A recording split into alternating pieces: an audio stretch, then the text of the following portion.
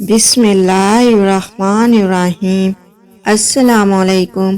اربوں خربوں درود و سلام حضرت محمد مصطفیٰ صلی اللہ علیہ وآلہ وسلم، ان کی اولاد، ان کی آل پر اللہ تعالیٰ مغفرت فرمائے، آپ کی، میری اور تمام امت کے مسلمانوں کی، آمین۔ محترم ناظرین، جب حضرت آدم علیہ السلام کو اللہ تعالیٰ نے جنت سے نکال کر زمین پر اتارا تو اس وقت حضرت آدم علیہ السلام بڑی وحشت محسوس کر رہے تھے، اور پوری اس دنیا میں رات کو حضرت آدم علیہ السلام اس روح زمین پر اکیلے انسان تھے جو ڈرے ہوئے تھے اور اکیلے بیٹھے تھے۔ اسی رات اللہ تعالیٰ نے جنت کے دو جواہر یعنی حجرۂ اسود اتارے۔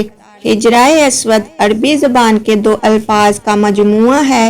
حجر عربی میں پتھر کو کہتے ہیں اور اسود سیاہ کالے رنگ کے لیے بولا جاتا ہے۔ حجرۂ اسود وہ سیاہ پتھر ہے جو کعبہ کے جنوب مشرقی دیوار میں نصب ہے۔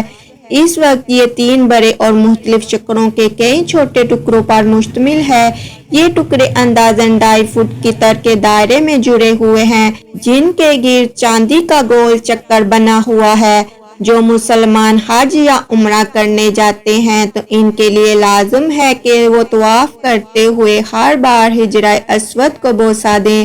اگر ہجوم زیادہ ہو تو ہاتھ کے اشارے سے بھی بوسہ دیا جا سکتا ہے۔ عبداللہ بن عمر رضی اللہ تعالی عنہ بیان کرتے ہیں کہ میں نے نبی کریم صلی اللہ علیہ وآلہ وسلم کو یہ فرماتے ہوئے سنا، بلا شبہ حجرۂ اسود اور مقام ابراہیمی جنت کے یاقوتوں میں سے یاقوت ہیں۔ اللہ تعالیٰ نے ان کے نور اور روشنی کو ختم کر دیا ہے۔ اگر اللہ تعالیٰ اس روشنی کو ختم نہ کرتا تو مشرق و مغرب کا درمیان حصہ روشن ہو جاتا۔ حجرۂ اسود کو اللہ نے زمین پر جنت سے اتارا ہے۔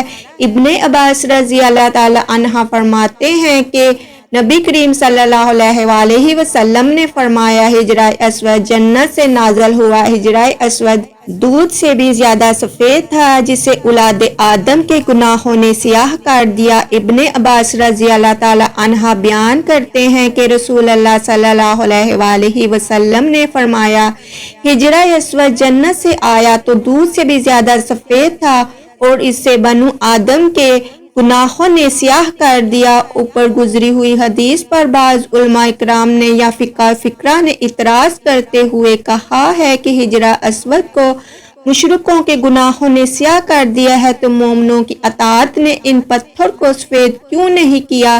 جواب میں یہ کہا جاتا ہے جو ابن حتیبہ رحمۃ اللہ علیہ نے کہا ہے کہ اگر اللہ تعالیٰ چاہتا تو اس طرح ہو جاتا۔ اللہ تعالیٰ نے یہ طریقہ اور عادت بنائی ہے کہ سیاہ رنگا ہو جاتا ہے، اس کا کوئی عکس نہیں ہو سکتا۔ اور محبول تبری کا کہنا ہے کہ سیاہ رنگ میں اہل بصیرت کے لیے عبرت ہے۔ وہ اس طرح کہ اگر گناہ سخت قسم کے پتھر پر اثر انداز ہو کر اسے سیاہ کر سکتا ہے تو دل پر ان کے اثر ہونا زیادہ سخت اور شدید ہوگا۔ حجرۂ اسود روز قیامت ہر شخص کی گواہی دے گا جس نے اس کے حق کے ساتھ استلام کیا۔ ابن عباس رضی اللہ تعالی عنہ بیان کرتے ہیں، نبی کریم صلی اللہ علیہ وآلہ وسلم نے حجرۂ اسود کے بارے میں فرمایا، اللہ کی قسم اللہ تعالیٰ اس سے قیامت کو لائے گا تو اس کی 2 آنکھیں ہوں گی جن سے یہ دیکھے گا، اور زبان بھی ہوگی جن سے بولے گا، اور ہر اس شخص کی گواہی دے گا جس نے اس کا حقیقی اصطلاح کیا۔ نبی اکرم صلی اللہ علیہ وآلہ وسلم نے حجرۂ اسود کا بوسہ لیا اور امت بھی نبی کریم صلی اللہ علیہ وآلہ وسلم کے اتباع میں اسے چومتی ہے۔ حضرت عمر رضی اللہ تعالی عنہ حجرۂ اسود کے پاس تشریف لائے اور اسے بوسہ دے کر کہا کہ مجھے یہ علم ہے کہ تو ایک پتھر ہے، نہ تو نفع دے سکتا ہے نہ ہی نقصان پہنچا سکتا ہے۔ اگر میں نے نبی کریم صلی اللہ علیہ وآلہ وسلم کو تجھے چومتے ہوئے نہ دیکھا ہوتا تو میں بھی تجھے نہ چومتا۔ اسلام سے پہلے خانہ کعبہ کی تعمیر و مرمت کے دوران حجرۂ اسود کی تصنیف کے مسئلے پر عرب قبائل کا ایک دوسرے پر تلوار اٹھا لینا حضرت محمد مصطفیٰ صلی اللہ علیہ وآلہ وسلم کے فیصلے سے معاملے کا بہترین حل نکل آنا تاریخ میں واقعی تحکیم کے نام سے جانا جاتا ہے۔ واقعہ کچھ یوں ہوا کہ خانہ کعبہ کی دیواروں کی مرمت کا کام کیا گیا تھا، جس میں کچھ قبائل نے حصہ لیا۔ مرمت کا کام ہو چکا، لیکن حجرہ اسود کو نصب کرنے کا وقت آیا تو قبائل میں اختلاف ہوا۔ ہر ایک اس پتھر کو اپنے ہاتھ سے رکھنے کی سعادت حاصل کرنا چاہتا تھا۔ اس مسئلے نے نازک صورتحال اختیار کر لی۔ اختلافات بڑھے اور ایک بڑی جنگ ہونے کے آثار پیدا ہونے لگے تھے کہ یہ تجویز پیش کی گئی کہ جو شخص کل صبح سب سے پہلے حرم میں داخل ہوگا، اس کا فیصلہ قبول کر لیا جائے گا۔ دوسرے دن جو شخص سب سے پہلے حرم میں داخل ہوا وہ حضرت محمد مصطفیٰ صلی اللہ علیہ وآلہ وسلم تھے۔ آپ کو دیکھ کر سب نے پکارا، امین آ گیا اور ان کا فیصلہ ہمیں قبول ہوگا۔ اس طرح آپ صلی اللہ علیہ وآلہ وسلم کو حکم مقرر کیا گیا کہ آپ صلی اللہ علیہ وآلہ وسلم اپنی چادر بچھا کر اپنے دست مبارک سے اس پر حجر اسود رکھا اور تمام قبائل کی سرداروں کو چادر پکڑنے کا حکم دیا۔ اس طرح تمام قبائل کے سرداروں نے چادر پکڑ کر اس جگہ رکھی جہاں پہ مبارک پتھر نصب کرنا تھا۔ پھر آپ صلی اللہ علیہ وآلہ وسلم نے اپنے دست مبارک سے اس کو اپنی جگہ پر رکھ دیا۔ اس طرح ایک بڑی لڑائی ہوتے ہوتے رہ گئی، ہر قبیلے کی خواہش بھی پوری ہو گئی۔ یہ سب آپ صلی اللہ علیہ وآلہ وسلم کے حسن تدبیر کا نتیجہ تھا۔ اس واقعے کے وقت آپ صلی اللہ علیہ وآلہ وسلم کی عمر مبارک 53 سال تھی۔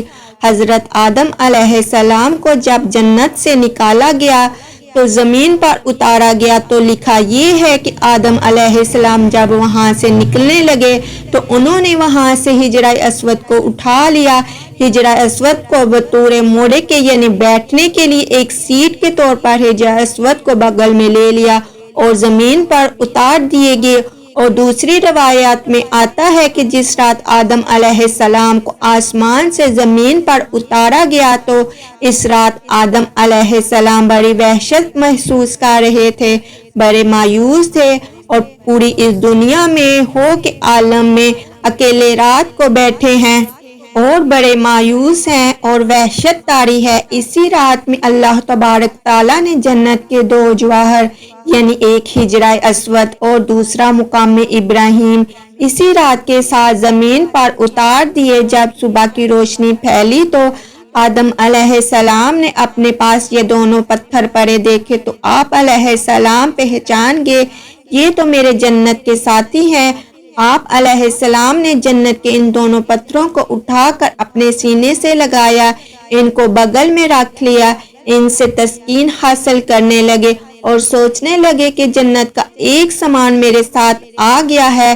اس طریقے سے اللہ نے ان دونوں پتھروں کو زمین پر اتارا۔ عجیب بات یہ ہے کہ ایک حدیث میں آتا ہے کہ آدم علیہ السلام جو حجرہ اسود لے کر آئے تھے، اصل میں حجرہ اسود ایک فرشتہ تھا جو آدم علیہ السلام کو جنت میں اللہ تبارک تعالیٰ نے بھیجا تو ایک فرشتے کو ان کی نگرانی پر لگا دیا کہ آدم علیہ السلام کی نگرانی کرے کہ جنت میں ہر چیز ان کے لیے ہے، وہ جو مرضی کھائے، لیکن اس درخت کا پھل نہ کھائیں جس درخت کے کھانے سے ان کو منع کیا گیا ہے، تو تم اس کی نگرانی کرتے رہو کہیں آدم علیہ السلام اس درخت کا پھل نہ کھا لیں۔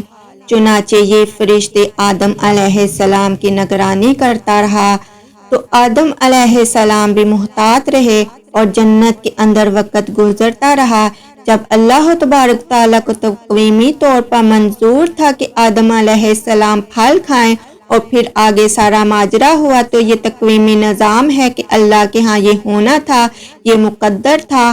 اللہ تبارک تعالیٰ نے حضرت آدم علیہ السلام سے اس فرشتے کو اوجل کر دیا، یعنی آدم علیہ السلام کو فرشتہ دائیں بائیں کہیں نظر نہیں آیا۔ تو جب حضرت آدم علیہ السلام پھل کھانے کا موقع ملا تو انہوں نے آگے بڑھ کر اس پھل کو کھا لیا۔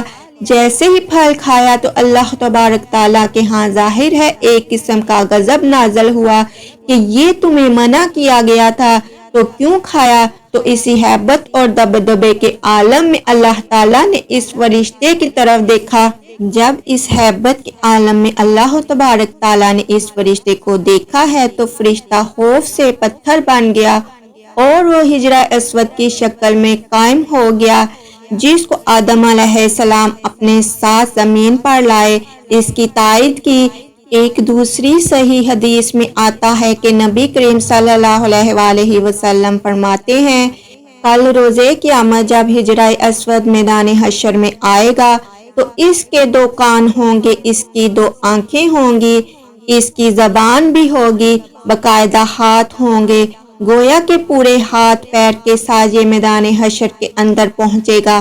اور ساتھ ہی نبی کریم صلی اللہ علیہ وآلہ وسلم نے فرمایا، کیونکہ حجرہ اسود اصل میں ایک فرشتہ تھا، وہاں اللہ تعالیٰ دوبارہ اس کو انہی اعضاء کے ساتھ ظاہر کر دیں گے۔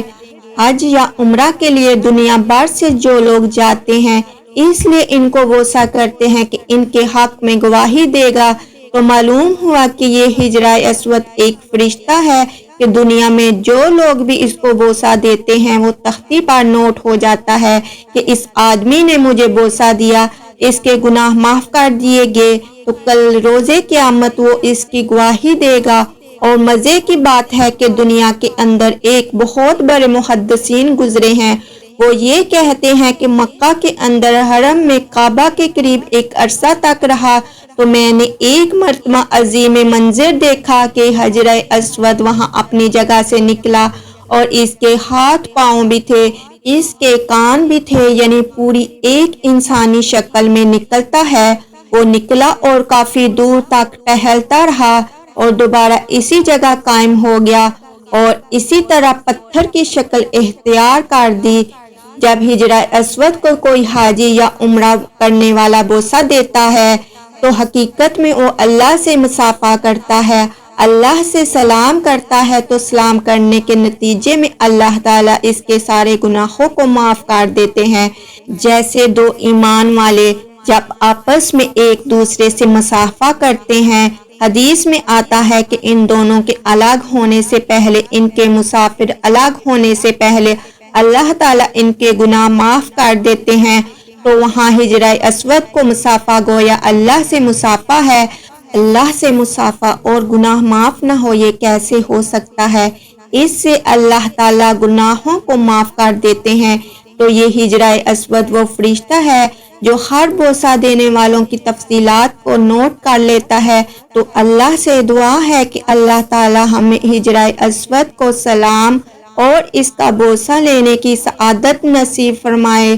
لیکن اس میں شریعت کا مسئلہ لکھا ہے کہ اس کے لیے آپ کسی دوسرے کو تکلیف دے کر اس کا بوسہ نہ لیں۔ تکلیف دے کر بوسہ لیں گے تو ظاہر ہے بوسہ لینا ایک مستحب عمل ہے، لیکن تکلیف دینا حرام ہے۔ حرام کام کر کے ایک مستحب حاصل کریں گے تو اللہ تبارک تعالیٰ کے آگے اس کی کوئی قیمت نہیں۔ اگر نہیں موقع تو دور سے سلام کر لے، سلام کر کے چوم لے تو آپ کو وہی اجر ملے گا جو کہ بوسہ دینے کے موقع پر ملتا ہے۔ اللہ سے دعا ہے کہ اللہ تعالی ہمیں اس پر عمل کی توفیق عطا فرمائے اور ہمارا خاتمہ ایمان پر فرمائے، آمین یا رب العالمین۔